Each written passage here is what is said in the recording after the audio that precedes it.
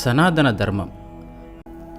பற்று நீங்கியவன், அகங்காரமற்றவன், உறுதியும் ஊக்கமும் உடையவன், வெற்றி தோல்வியில் வேறுபடாதவன், இத்தகைய கருத்தா சாத்வீகமானது என்று சொல்லப்படுகிறது. ஆசை உள்ளவன், வினைப்பயனை விரும்புபவன், பிறர் பொருளை விரும்புபவன், துன்புறுத்தும் தன்மை உடையவன், சுத்தமில்லாதவன், மகிழ்வும் சோர்வும் கொள்பவன், அத்தகைய கருத்தா ராஜசன் என்று சொல்லப்படுகிறான்.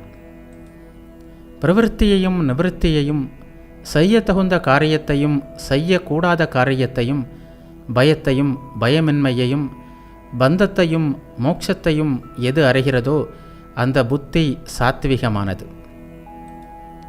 தர்மத்தையும் அதர்மத்தையும், செய்யக்கூடிய காரியத்தையும் செய்யக்கூடாத காரியத்தையும் சரியாக அறியாத புத்தி ராஜசமானது.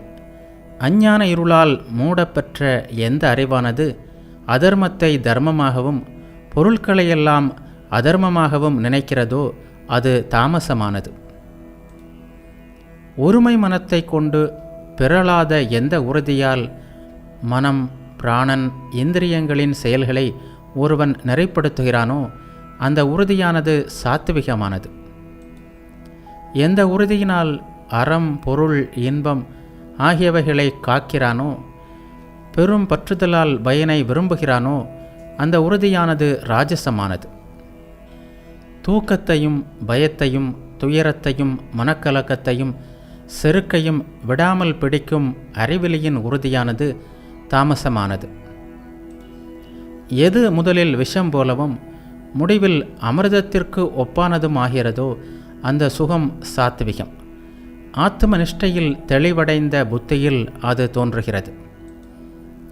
இந்திரியங்கள் மூலம் இந்திரியார்த்தங்களை அனுபவிப்பதால் முதலில் அமிர்தம் போலவும் முடிவில் விஷம் போலவும் வரும் சுகம் எதுவோ அது ராஜசம்.